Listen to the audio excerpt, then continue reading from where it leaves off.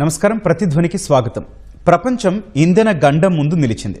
Iran America యుద్ధంతో మొదలైన సంక్షోభం క్రమంగా తారాస్థాయికి చేరుతోంది. అంతర్జాతీయ చమురు జీవనాడి అయిన హార్మూజ్ జలసంధి దిగ్బంధం కొనసాగుతూ ఉండడంతో సమస్య పరిష్కారానికి అంతూ దరి కనిపించడం లేదు. సముద్ర చమురు వ్యాపారంలో 25%, ఎల్ఎన్జీ సరఫరాలో 20% ఈ మార్గం ద్వారానే జరుగుతుంది. ఫలితం ఇప్పటికే బ్యారెల్ ముడి చమురు ధర మండుతోంది. పరిస్థితి ఇలాగే కొనసాగితే అది $200 మార్క్ తాకవచ్చని విశ్లేషకులు హెచ్చరిస్తున్నారు. జూలై ఆగస్టు నాటికి ఇంధన విపణి రెడ్ జోన్లో పడొచ్చని ఆందోళన వ్యక్తం చేస్తోంది ఐఈఏ. ఇప్పటికే 2 సార్లు పెట్రోల్ ధరలు పెరిగిన దేశంలో ఇవన్నీ వింటే ఆందోళన కలగడం ఖాయం. మరి ప్రపంచ చమురు విపణి పయనం ఎటు? పెట్రోల్ ఉత్పత్తుల కొరత భారత్కు ఎలాంటి కొత్త సవాళ్లు తీసుకొని రానుంది? ఇదే అంశంపై నేటి ప్రతిధ్వని. ఈరోజు చర్చలో పాల్గొంటున్న వారు ప్రొఫెసర్ పిఎస్ఎస్ మూర్తి గారు, అనురాగ్ యూనివర్సిటీ హైదరాబాద్ నుంచి. నమస్తే అండి మూర్తి గారు. ఇప్పుడు కొంచెం వినిపిస్తోందండి. రైట్. అట్లాగే డాక్టర్ చరణ్ తేజ్ గారు, వర్తమాన వ్యవహారాల నిపుణులు, విజయవాడ నుంచి. నమస్తే అండి చరణ్ తేజ్ గారు. నమస్తే అండి. చరణ్ తేజ్ గారు, ఇప్పుడున్న పరిస్థితి ప్రకారం చూస్తే హార్మూజ్ తెరుచుకుంటే సరే, లేదంటే ఇంధన కొరత తీవ్రం కావడం, ధరలు పెరగడమే కాదు 2008 నాటి మాంద్యం కూడా అంటున్నారు. మీ ప్రశ్న వినబడలేదు. సమస్య ఎందుకని ఇంత తీవ్ర స్థాయికి చేరుతోంది?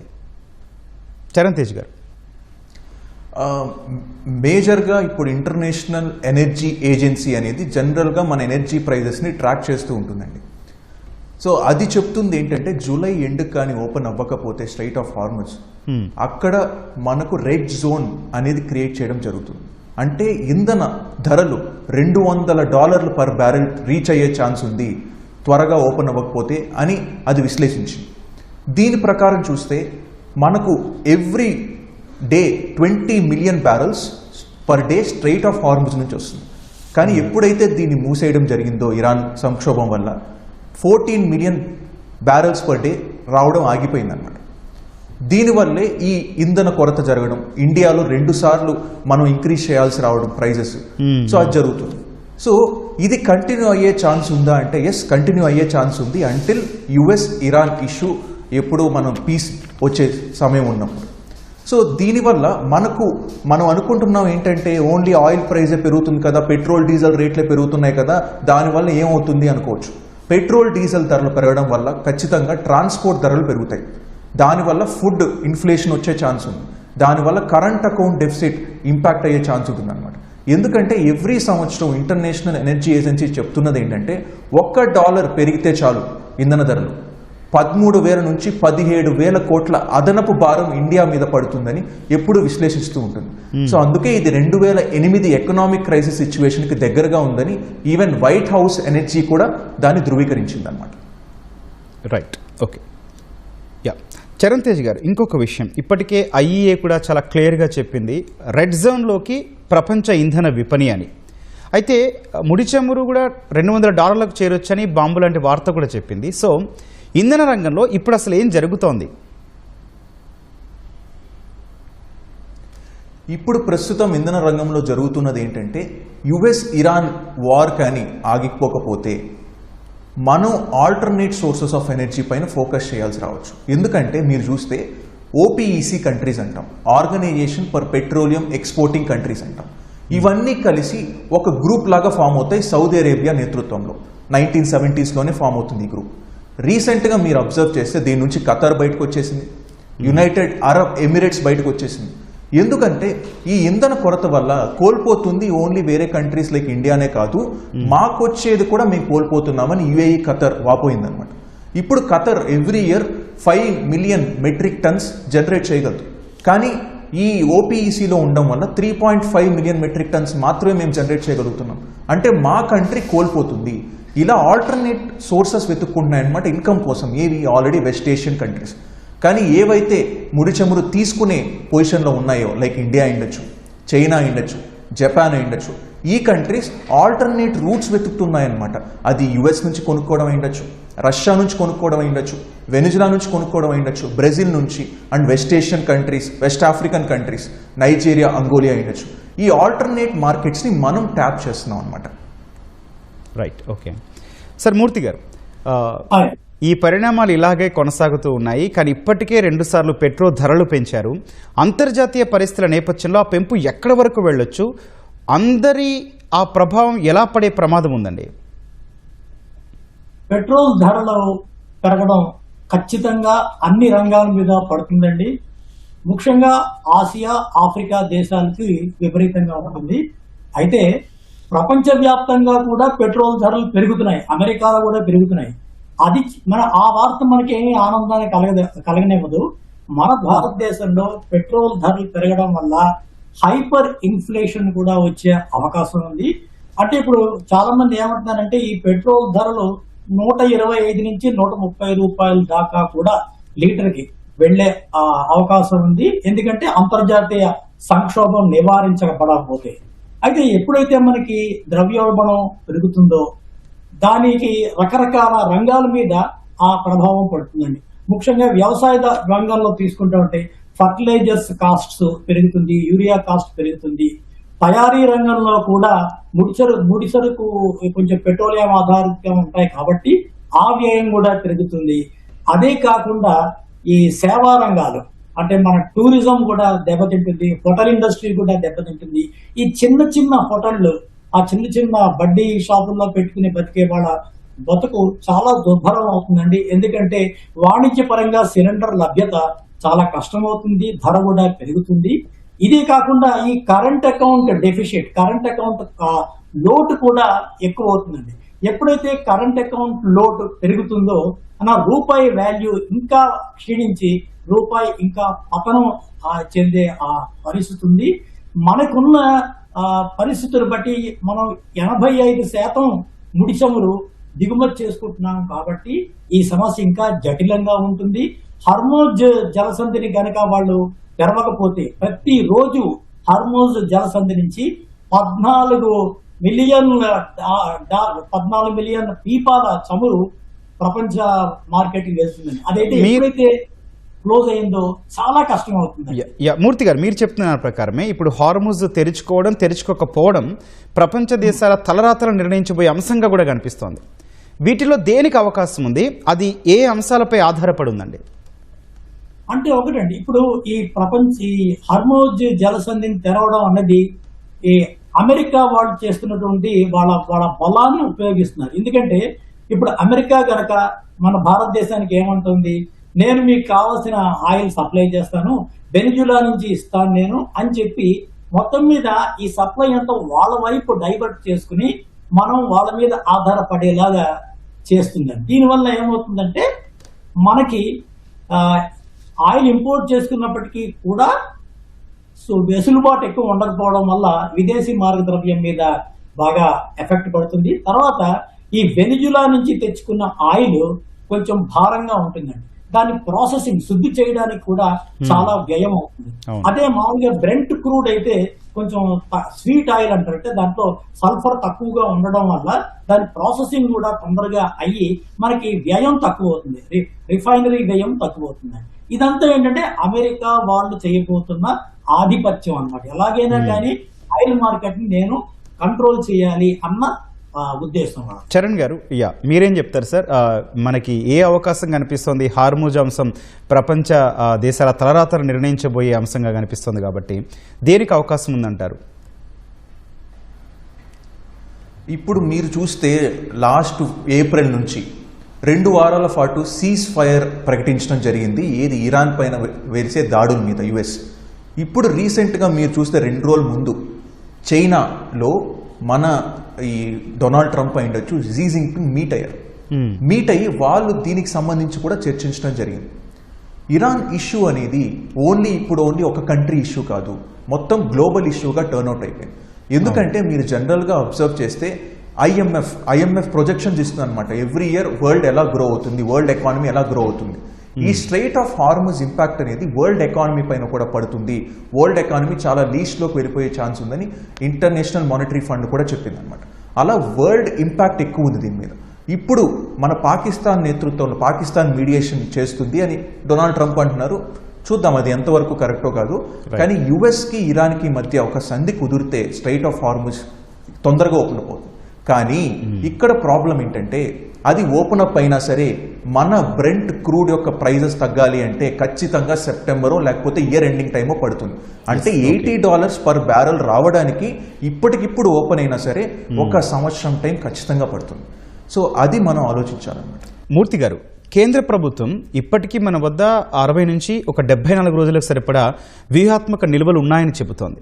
మనం ఆ మేరకు నిశ్చింతంగా ఉండొచ్చా అండి? అది ఉండలేమండి. ఎందుకంటే ఈ 60 నుంచి 74 రోజులు నిల్వ అన్నది ప్రభుత్వం చెప్తోంది కాబట్టి ప్రభుత్వాన్ని ఖండించే సమాచారం నా దగ్గర లేదు. కానీ విమర్శకులు, విశ్లేషకులు ఏమంటున్నారంటే మన దగ్గర ఉన్న నిల్వలు కేవలం 25 నుంచి 30 రోజుల మధ్యలో మాత్రమే సరిపోతాయని అంటున్నారు. అంటే ఒకవైపు మనం విమర్శకులను చూసుకుని ఒకవైపు ప్రభుత్వాన్ని చూసుకున్నా కానీ 20 నుంచి 60 రోజులు అంటే దాదాపుగా ఒక నెల 1.5 నెల కన్నా ఎక్కువగా మన దగ్గర నిల్వలు లేవని చెప్పి మనం చెప్పుకోవచ్చండి. ఇంకొకటి ఏంటంటేనండి, ఈ ధరల్లోని $1 క్రూడ్ పెరిగితే మనకి ఇంపోర్ట్ బిల్లు 15,000 నుంచి 16,000 కోట్లు పెరుగుతుంది. అదే $10 కనుక ఒక చమురు పీపా ధర పెరిగిందంటే మన స్థూల జాతీయ ఉత్పత్తిలో 0.5% వరకు క్షీణత ఉంటుందండి.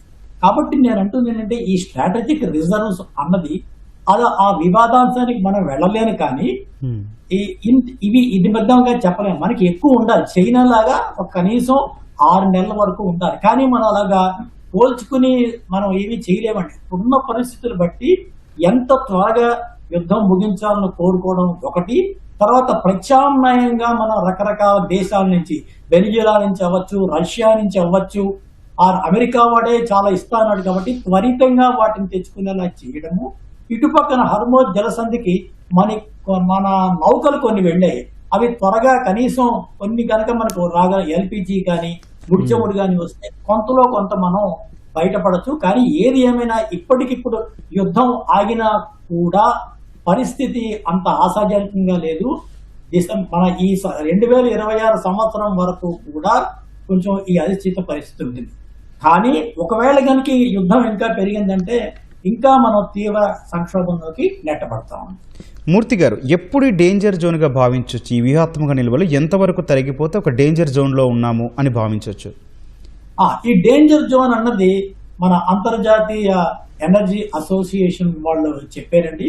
జూలై, ఆగస్ట్ నెలల్లో ఇది వచ్చే అవకాశం ఉంది అని అంటున్నారు. ఎందుకంటే ప్రతిరోజు 14 మిలియన్ పీపాల చమురు హర్మోజ్ జలసంధి నుంచి ప్రపంచ మార్కెట్లోకి చేరుతుంది. అయితే ఫిబ్రవరి 28 నుంచి అక్కడ దిగ్బంధం ఏర్పడింది.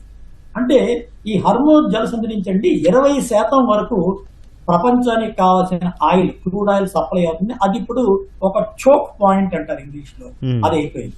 అదొక పాయింట్. రెండోది ఏంటంటే ఈ సమ్మర్ వచ్చింది కదా, వేసవికాలం వచ్చేసరికి ప్రయాణాలు ఎక్కువ అవుతూ ఉంటాయండి. అంటే ఒక విధంగానేమో సప్లై సంక్షోభం ఏర్పడింది, రెండోదేమో డిమాండ్ బాగా పెరిగిపోయింది. వీటి వల్ల మనం దీన్ని ఏమంటారంటే రెడ్ జోన్ పరిస్థితి అని అంటారండి. Okay, right sir. చరణ్ గారు, ఈ సంక్షోభం నేపథ్యంలో ప్రత్యామ్నాయంగా రష్యా అట్లాగే వెనిజువలా మరియు పశ్చిమ ఆఫ్రికా దేశాల నుంచి కూడా భారత్ చమురు సేకరించే ప్రయత్నం చేస్తోంది.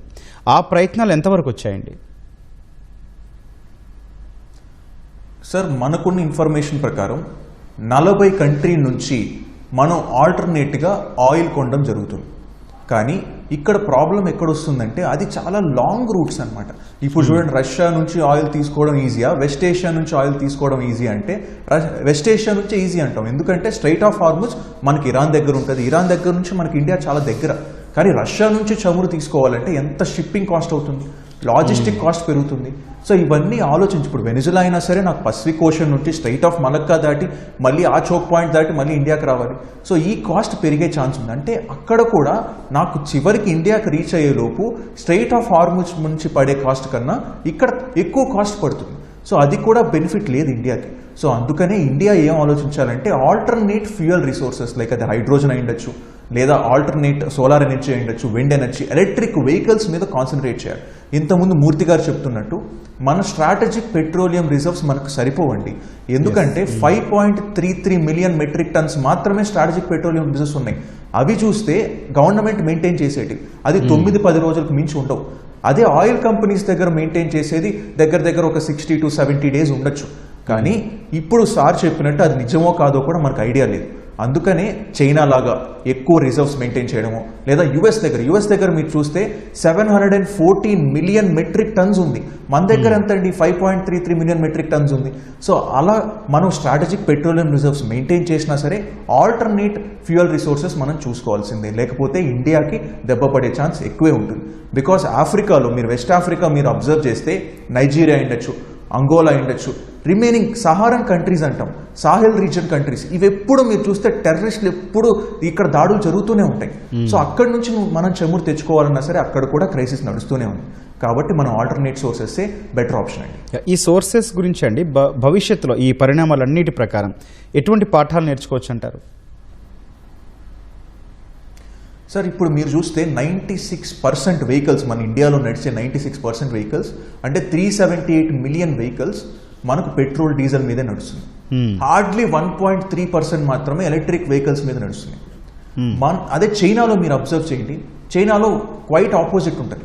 ఇప్పుడు ఎలక్ట్రిక్ వెహికల్స్ ప్రమోట్ చేయడం వల్ల 50 to 60% వెహికల్స్ చైనాలో ఎలక్ట్రిక్ వెహికల్స్. వాళ్ళు పెట్రోల్ డీజిల్ మీద వాళ్ళు పెట్టే తగ్గించేశారనమాట. సో అలా ఇండియా కూడా ఎలక్ట్రిక్ వెహికల్స్ మీద కాన్సన్ట్రేట్ చేయడం, సోలార్ ఎనర్జీ జనరేట్ చేయడం, green hydrogen mission, national green hydrogen mission ఒక మిషన్ తీసుకొచ్చాం. దాని ప్రకారం గ్రీన్ హైడ్రోజన్ మీద వెహికల్స్ రన్ అయ్యేలాగా చేయడం.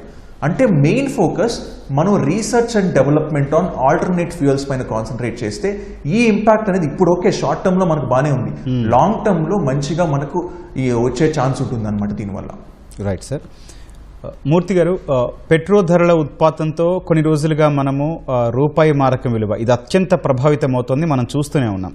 ముందు ఏంటండి పరిస్థితి? ఆ ప్రభావం ఎన్ని విధాలుగా పడవచ్చు అంటారు? పెట్రోల్ ధరలు పెరిగినటువంటి ముఖ్యంగా మనకి ప్రభావితమైన రంగాలు వ్యవసాయ రంగంలో మీకు ఇన్పుట్ కాస్ట్స్ పెరుగుతాయి. ఎందుకంటే ఫర్టిలైజర్స్, యూరియా వగేరా పెరుగుతాయి, అవేమో సకాలంలో లభ్యం కాకపోవచ్చు.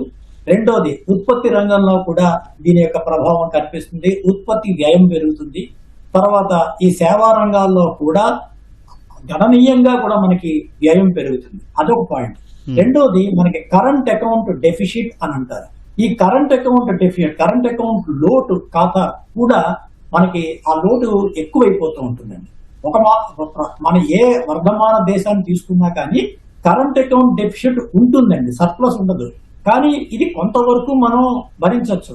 అదే డెఫిసిట్ ఎక్కువైనప్పుడు ఏమవుతుందంటే మన భారత మార్కెట్ పెద్ద ఆకర్షణీయంగా ఉండదండి. ఆకర్షణీయంగా ఉండకపోవడం వల్ల విదేశీ పెట్టుబడిదారులందరూ మన మార్కెట్ నుంచి వెళ్ళిపోతారు. మనం ఏంటంటే మన రూపాయి విలువ కూడా పడిపోతుంది. ఇప్పుడు 100 రూపాయలు ఏంది 105 రూపాయలు అలా అవుతుంది, ఇంకా పడచ్చు. రిజర్వ్ బ్యాంక్ ఆఫ్ ఇండియా వాళ్ళు ఏమన్నారు, మేము ఈ రూపాయి విలువ పడిపోతూ ఉంటే దాన్ని మేము అరికట్టడం లేదు, మేము ఏ విధమైన చర్యలు తీసుకోము, ఎందుకంటే let the rupee fall freely అని అంటున్నారు. అంటే ఏంటి, మార్కెటే కరెక్ట్ చేస్తుందని. మార్కెట్ ఎప్పుడు కరెక్ట్ చేస్తుంది? మార్కెట్ సాధారణంగా ఉన్నప్పుడు కరెక్ట్ చేస్తుంది. కానీ ఇలాంటి అబ్నార్మల్ ఫినామినా, దీని ఇంగ్లీష్ లో బ్లాక్ స్వాన్ అంటారు, ఇలాంటి కండిషన్స్ ఉన్నప్పుడు అండి మనకి మార్కెట్ కొంచెం ప్రతికూల పవనాలు ఉండడం వల్ల కూడా రూపాయి విలువ మరింత క్షీణిస్తుంది. ఏది ఏమైనా పెట్రోల్ ధరలు కనుక పెరిగితే మనకి భారతదేశానికి ఇంధన సంక్షోభమే కాకుండా రవాణా రంగం, ముఖ్యంగా మేజర్ మనకు కొట్టేది రవాణా రంగం అండి. అన్ని తర్వాత if you take airplanes, aviation turbine fuel, అది కూడా పెరుగుతుంది. మూలిగే నక్క మీద తాటి పండులాగా ఈ విమానయాన సంస్థలు అన్నీ కూడా ఇప్పటికే నష్టాలు ఉన్నాయి, ఇంకా నష్టాల్లోకి పోతాయి. ఏ విధంగా చూసినా కూడా మనకి పెద్ద ఆశాజనకమైన డెవలప్మెంట్స్ అని మనం చెప్పలేమండి. రైట్ అండి. ఓకే, చివరిగా చరణ్ గారు, ఈ సంక్షోభం భారత్కు హెచ్చరికలా మారిందా? చమురు దిగుమతులపై ఆధారాన్ని తగ్గిస్తూ ఈవీలు, గ్రీన్ ఎనర్జీ, ఈ ప్రత్యామ్నాయ ఇంధనాల వైపు వేగంగా వెళ్లాల్సిన అవసరం వచ్చిందా? సార్ మీరు మొన్న ప్రైమ్ మినిస్టర్ గారు ఇచ్చిన స్పీచ్లో చూస్తే 5 సూత్రాలు ఇచ్చారు ప్రైమ్ మినిస్టర్ గారు. మీరు కేర్ఫుల్గా అబ్జర్వ్ చేస్తే, ఒకటి గోల్డ్ కొనడం తగ్గించండి, ఫారెన్ ట్రావెల్ తగ్గించండి, అలాగే మీరు చూస్తే జనరల్గా ఆయిల్ ది యూసేజ్ తగ్గించండి, ఏది మనం జనరల్గా కుకింగ్ ఆయిల్ యూసేజ్ తగ్గించండి. సో ఇవన్నీ 5 సూత్రాల్లో ఇచ్చారనమాట. కానీ ప్రైమ్ మినిస్టర్ ఇవ్వని సూత్రం ఏంటంటే, హిడన్గా ఉన్న సూత్రం ఏంటంటే, మనం ఫ్యూచర్లో ఎలక్ట్రిక్ వెహికల్స్ మీద, సోలార్ ఎనర్జీ మీద, న్యూక్లియర్ ఎనర్జీ మీద, విండ్ ఎనర్జీ మీద, వీటన్నిటి మీద కాన్సన్ట్రేట్ చేయాలి. అందుకనే మీరు చూస్తే మొన్న నెదర్లాండ్స్, నార్వేస్తో కూడా మనకు ఒక అగ్రిమెంట్ జరిగింది, గ్రీన్ స్ట్రాటజిక్ పార్ట్నర్షిప్ అని ఒక అగ్రిమెంట్ జరిగింది. దాంట్లో కూడా మెయిన్ ఫోకస్ ఏంటి, గ్రీన్ ఎనర్జీని మనం ఫోకస్ చేయాలి. దీనివల్ల ఏంటి, ఓన్లీ మనకు ఈ చమురు పైన మనం పడే భారం తగ్గడంతో పాటు మనం అడిషనల్గా వేరే కంట్రీస్ మీద డిపెండెన్సీ తగ్గి క్లైమేట్ కమిట్మెంట్స్, అంటే ప్యారిస్ క్లైమేట్ డీల్ మనం ఇచ్చాం కదా, ఆ క్లైమేట్ కమిట్మెంట్స్ కూడా మనం వర్కౌట్ చేసే ఛాన్స్ ఉంటుందన్నమాట. ఇలా మనకు డ్యూయల్ బెనిఫిట్, ఎకానమీగా బెనిఫిట్ అవుతుంది, ఎన్వైరన్మెంట్లో కూడా బెనిఫిట్ అవుతుంది. అలా మనం ఇండియా ముందుకు వెళ్ళాలన్నమాట. చరణ్ గారు, ఈ ప్రత్యామ్నాయాలన్నీ కూడా ప్రజలకి రూట్ లెవెల్లో వెళ్ళడానికి గవర్నమెంట్ నుంచి ఎట్లాంటి ఈ కాషన్ ఉండాలి అని అంటారు? సార్, రూట్ లెవెల్లో మనం వెళ్ళాలి అంటే జనాల్ని ఒక అవగాహన, అంటే ఒక బిహేవియరల్ చేంజ్ తీసుకురావాలి ఈ జనాల్లో. అంటే ఇప్పుడు మీరు చూస్తే ఇంతకుముందు మనకు ఓలా, యూబర్ ఉండేటివి, ఇప్పుడు కార్ పూలింగ్ చేయమంటున్నారు. అంటే మీరు జనరల్గా పబ్లిక్ ట్రాన్స్పోర్ట్ వాడమంటున్నారు, లేదా మెట్రోలో లేకపోతే పబ్లిక్ ట్రాన్స్పోర్టో వాడండి. ఇలా ఒక బిహేవియరల్ చేంజ్ తీసుకురావాలి. అలాగే ఇంతకుముందు మీరు చూస్తే ఎల్పిజికి సబ్సిడీ ఇచ్చేవాళ్ళు. ఆ సబ్సిడీలో గివ్ ఇట్ అప్ క్యాంపెయిన్ అని ఒక క్యాంపెయిన్ ఉండేది. అంటే ఎవరైతే సబ్సిడీ అవసరం లేదో వాళ్ళు దాన్ని విత్డ్రా చేసుకోండి. దానివల్ల ఏంటి, ఎవరికైతే యూజ్ అవుతుందో అది వెళ్తుంది సబ్సిడీ. అలా సబ్సిడీ బర్డెన్ తగ్గించుకోవచ్చు. దీనివల్ల ఏంటంటే బిహేవియరల్ చేంజ్ వస్తుంది జనాల్లో. రైట్ సార్, ఓకే అండి, ధన్యవాదాలండి ప్రొఫెసర్ పిఎస్ఎస్ మూర్తి గారు, అట్లాగే డాక్టర్ చరణ్ తేజ్ గారు చర్చలో పాల్గొన్నందుకు థ్యాంక్ యూ అండి. ఇది నేటి ప్రతిధ్వని. నమస్కారం.